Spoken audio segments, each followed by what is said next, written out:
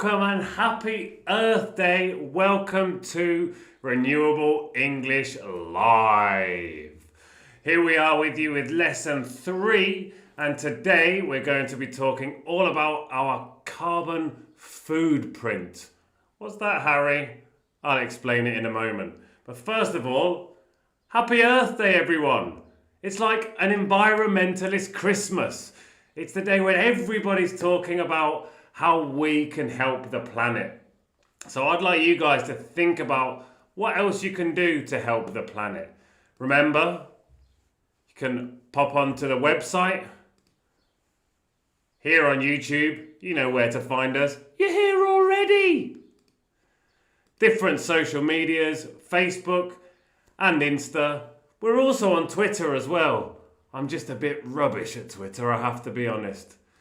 So there we go. As I said, today is all about our carbon foodprint. I'm going to chuck in the chat the worksheet just in case you want to go and grab it. It's over there. Feel free to grab the worksheet. It's got all the questions on it, but obviously I'll be throwing some questions at you here as well. So, vocabulary. I said that, didn't I? Carbon foodprint. Carbon foodprint? What's that? Well, I love words. So I decided to talk about the carbon footprint created by the food that you eat. Hi there, Dan. Thanks for joining us. So our carbon footprint is basically the effect that we're having on the planet due to the things that we eat. We'll look a little bit more with some unfun facts about some of the things that are happening with the planet. But yeah, your carbon footprint, where your food comes from, the things that we need to produce your food, and all of those and how they affect this wonderful earth that we live on. Okay, so the next one, animal products. There it is. I think that one's pretty easy. Anything we eat that comes from an animal. So not only the animals themselves, so not only the sheep and the cows and the fish and whatever else you choose to eat, but also the things that we get from them. So the milks and the cheeses and all these other different things. And the last one there is to bulk cook. Now this is one of the keys I've found to really changing my eating habits, is we bulk cook. You know, we find the time to spend a couple of hours cooking fairly big meals. So we'll have a huge pot of vegetable curry, or you can roast a whole bunch of veg and then you can use them later on down the line. Now I hear a lot of people saying, bulk cook? I haven't got time for that. Well, how much time do we spend on these every day? Tell you what, if we put these down for 10 minutes, we can go and bulk cook, or you can use it to find your favourite recipes and go and cook that. I had a delicious dal today, which is red lentils, and yeah, it takes no time at all. So here, I would love for you guys, or 4 of you, to chuck in the chat box however many different foods you can think of. What different foods can you guys think of? There are so many different types of food. How do you like my new song? Fantastic.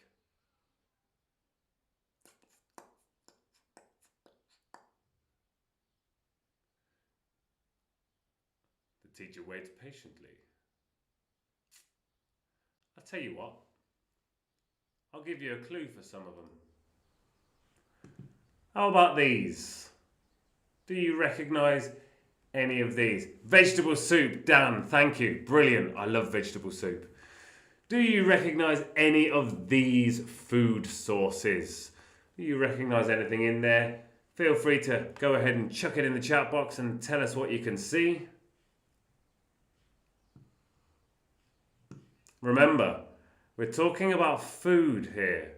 we're not necessarily talking about animals.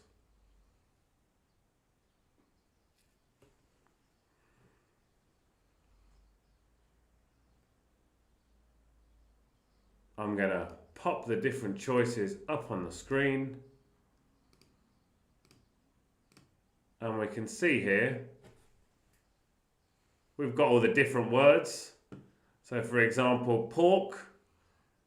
There you go, cattle, nice. Thank you very much, Kids Can School. We've got pork there. What type of animal is pork? Why do we call it pork? Why don't we just call it what it is? It's not that hard. Pork is, of course... Oh, Dan, I also ate an insect. I'd be interested to show the video, but I'm not sure anyone will believe it was me because there's no beard and I look a lot younger. So pork we have here, and we can see the insects that Dan mentioned. We're going to look a bit more about insects very shortly. The lamb, which is a name for a baby sheep. The chicken, whoop, up there. The beef, over here. And my favourite, lentils. Now something about all of these, they're all protein sources. Now obviously each of these different protein sources has a different effect on the planet. 1 kilo of beef has a lot more of a negative impact, should we say, than 1 kilo of lentils. And again, insects, maybe it's not for you, but perhaps, just perhaps, it's for maybe somebody else in your household. Maybe we'd like to think about our carbon pawprint. Now, I've got a dog. I've got a big fat dog actually. She's laying down there on the floor, fast asleep. So I just want to think very briefly about the effect that what our animals eat could have on the planet.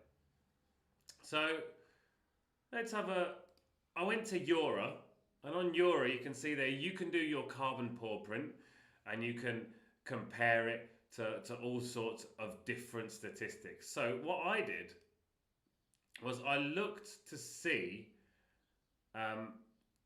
what it would be like if my dog, my pet, ate beef all the time. Now, I try not to give her beef.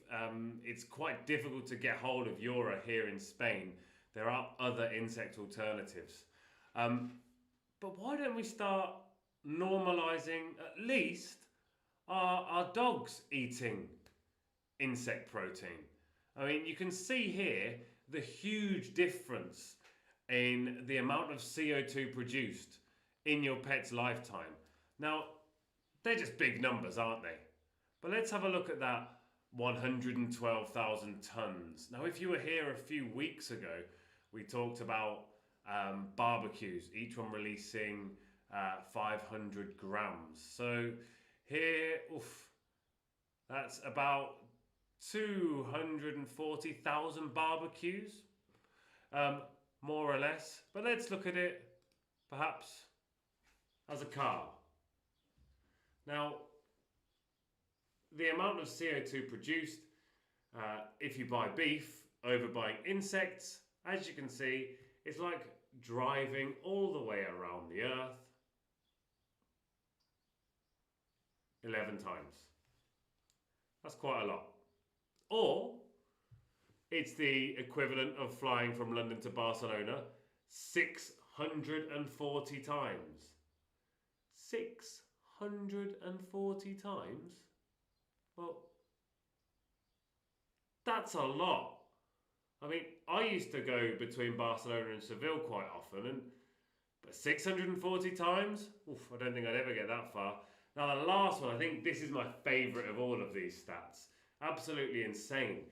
So it would save you enough to heat your home for almost 50 years. Almost 50 years. So on your worksheet, you've got the questions there. If you'd like to fill them in, feel free. Chuck in your answers on the worksheet. I'm not going to hurry you and pester you to chuck them in the chat box, but they are asking how many times we could go around the world, how many times we could fly to Barcelona from London, and how long we could heat our house. Now, I'll be honest, right now my house does not need any heating. The sun's coming through that window.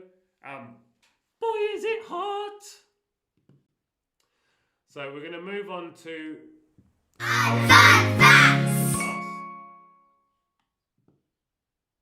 the CO2 emissions produced to create just 1 kilo of beef can reach up to 34.6 kilos. That's enough for 14 litres of fuel, or enough to get you from London to Cardiff. 1 litre of cow milk uses up to 1,050 litres of water, which is like flushing the toilet 100 times. Is it really worth it? 1 litre of oat milk, on the other hand, only uses 48 litres, which is about 4 poos. Chickens produce around 6.9 kilos of CO2 per 1 kilo of meat, which is about 5 times less than a cow. But we're also going to have a look at insects. They only produce 2 grams per kilo of protein. They also use 10 times less feed and 1,000 times less water. I say let's go get us some insects for dinner. So there we go. I hope you enjoyed our unfun facts. I kind of forgot to introduce you to that because I clicked onto the next screen. Hi there, Bartix. I clicked onto the next screen and forgot that I didn't have the mic on that one. So I didn't get to introduce it to you, but I will be asking you some true or falses. Now you can see the infographic here, just here. I'm turning it off now because I'm going to ask you for true or false. Fact number 1. True or false? Oh, very good. Just put it on a white background so no one can read it. Very good. The CO2 emissions produced when farming 1 kilo of beef is the same as burning 7 litres of fuel. Is that true or false? True or false?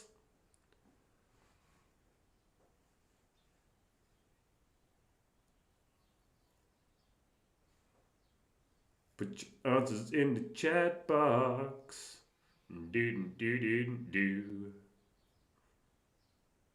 It is false. Kids Can School. Excellent work. My heroes, they're always in there with their answers straight away. These guys are exceptional. It is false. It was 14 litres of fuel. For 1 kilo of beef, 14 litres of fuel for 1 kilo of beef. I mean, that's crazy. That's like driving from London to Cardiff, which is a really long way. So fact number 2. Fact number 2, if you can read that. Maybe I should do it with different colours next time. We use over 1,000 litres of milk more per litre of cow milk versus oat milk. Excuse me.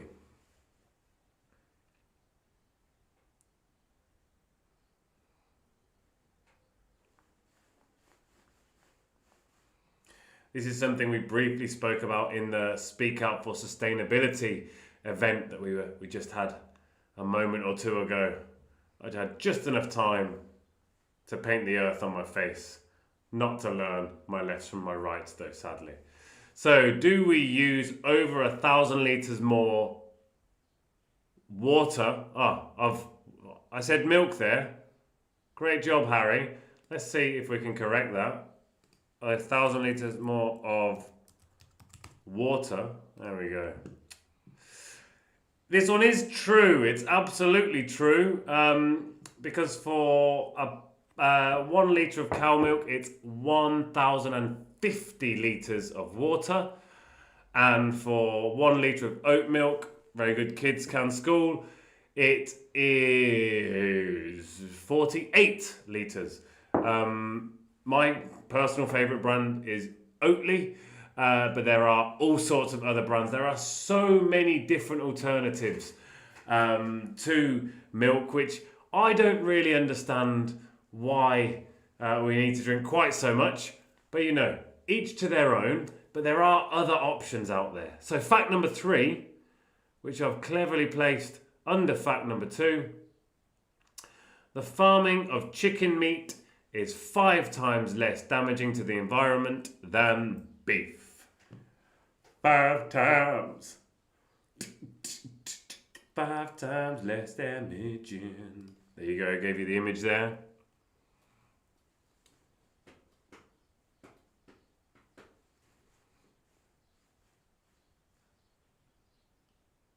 It is true again. Very good.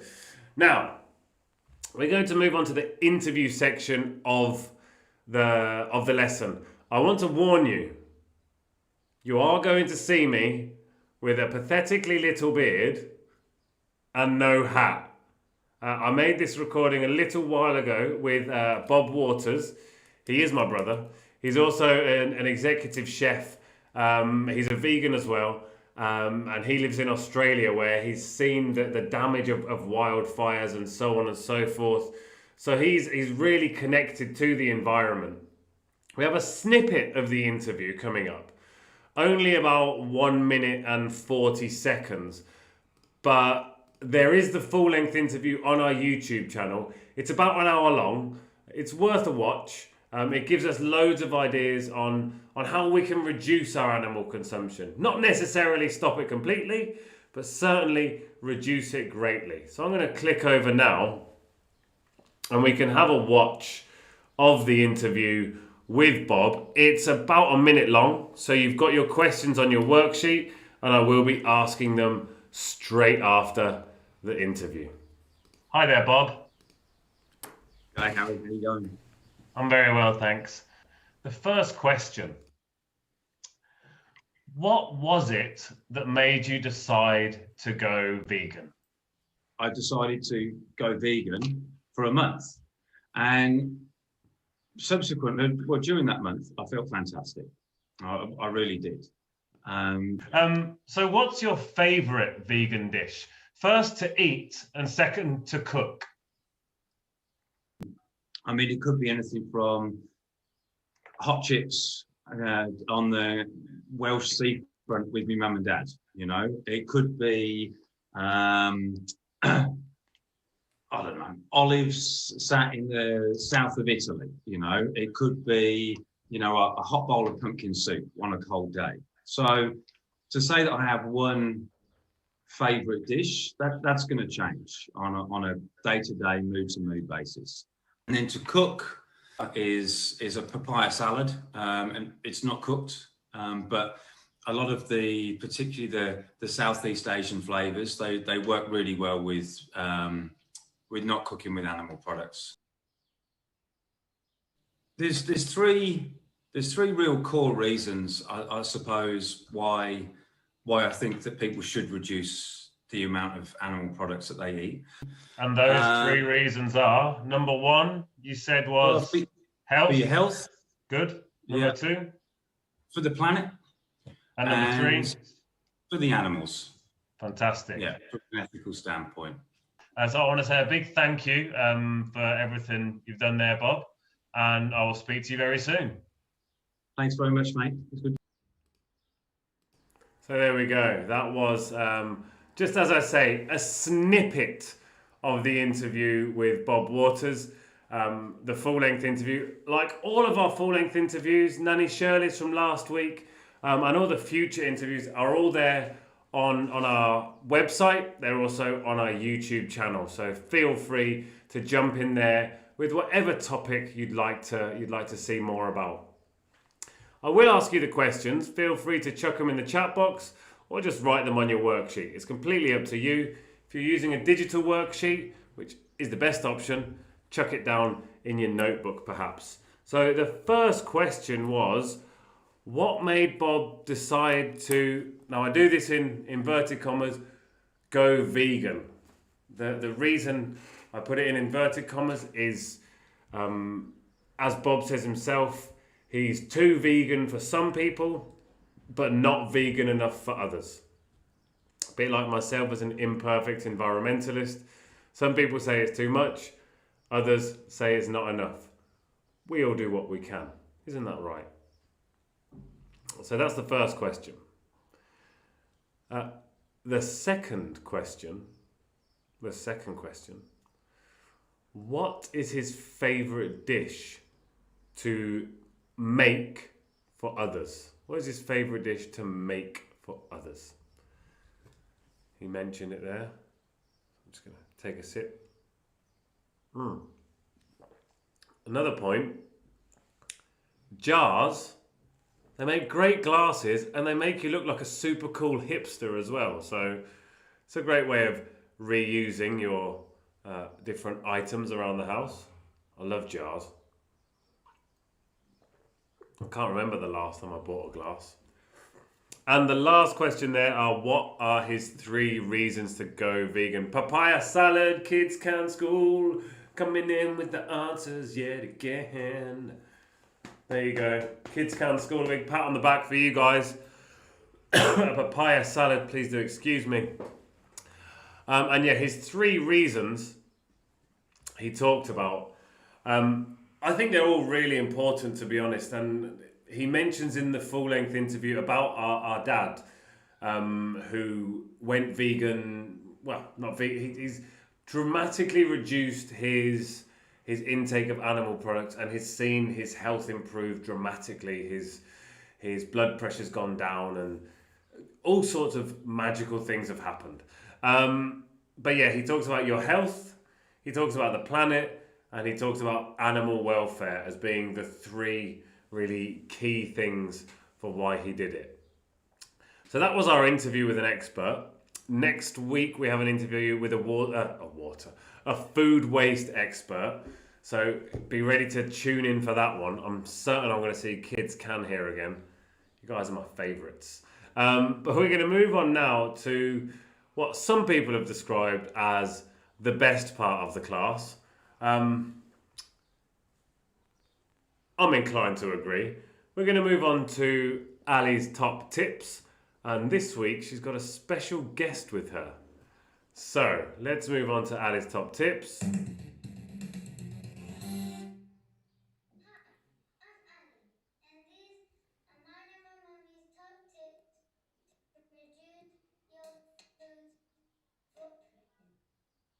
Make sure your scribbles are on display. And if you're hungry, why not have a snack?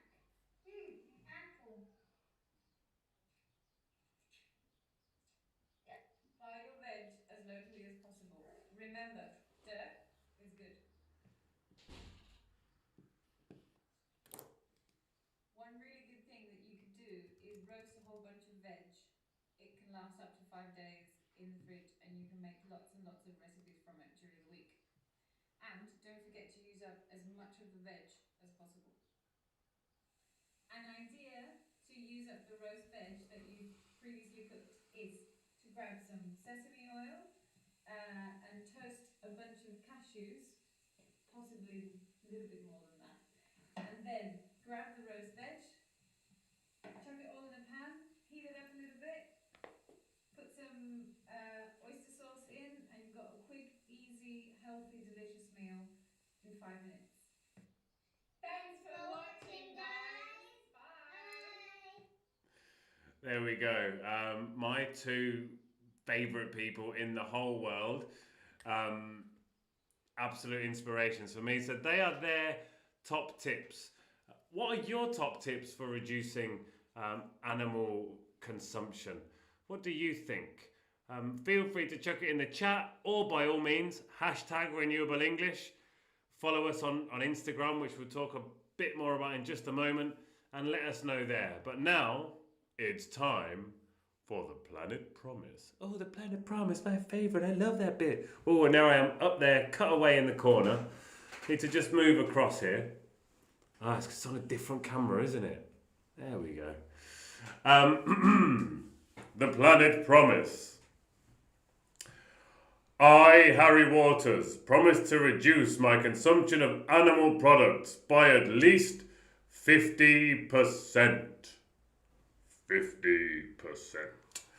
So I, Harry Waters, promise to reduce my my consumption of animal products by at least 50%. Now, I'll be honest, I don't eat that many animal products as it is, so reducing it includes stuff like reducing the amount of chocolate that I eat. There is obviously chocolate which doesn't have any milk in it, but also for me the really difficult one is reducing my intake of eggs because I find them incredible, and I use them in a lot of things. So what I've done, instead of completely taking them out of my diet, what I've done is there's a farmer just down the road who's got a bunch of free range chickens. I can see them running around. If I walked out the front now, I'd be able to have a look. And he has the chickens there. So what I've done is I get the eggs from him, and that's like my little indulgence. Excellent, Dan. He promises not to eat animal products every day, which is it's a big step and it's really difficult. I think for me, one of the biggest things that really actually helped me was when my wife discovered she was lactose intolerant, and it took all of that, well, it didn't take it out of our diet, but it made us really reanalyze and how much we needed it. I thought I was going to miss cheese so much, but it turns out there's some really good plant-based cheese materials out there. In fact, I think I might jump on my bike now and pop off to the supermarket and get it. So, thank you very much for joining me here again today. Remember, if you'd like to donate, feel free. You can see there one of our viewers, Dan, has donated. He's a lovely guy, so thank you very much for that. One of our participants, should I call him. Feel free to donate if you can. We'd like to keep this free, but if you can't donate, there's no pressure, obviously. Remember, we have a beautiful website, he says, because he created it himself. Everything from the lessons are over there on the website. And of course, everything is also there on YouTube. Click the little bell, subscribe, and you'll find out when our live lessons are coming up. And then we have our social media. We're pretty active on Facebook and on Instagram. We are also on Twitter. We're currently trying to get Greta involved, so feel free to retweet to get her on. Do follow and do comment on all the different things that we post. A lot of the stuff on Insta and Facebook we don't have on the website. We have kind of infographics and stuff like that, which isn't currently on the website. It will be as soon as I find the time. So do comment, do come along, do share your ideas, share everything that you feel is important with sustainability.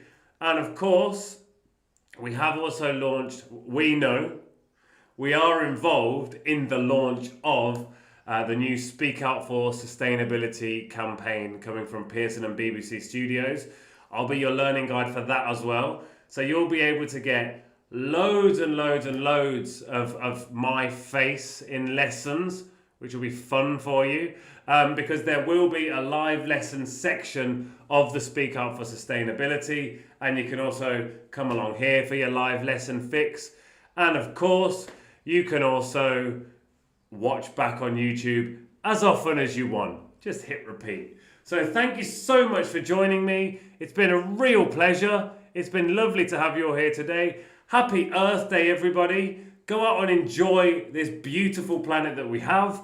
Go and enjoy the sunshine, and I will see you here next week.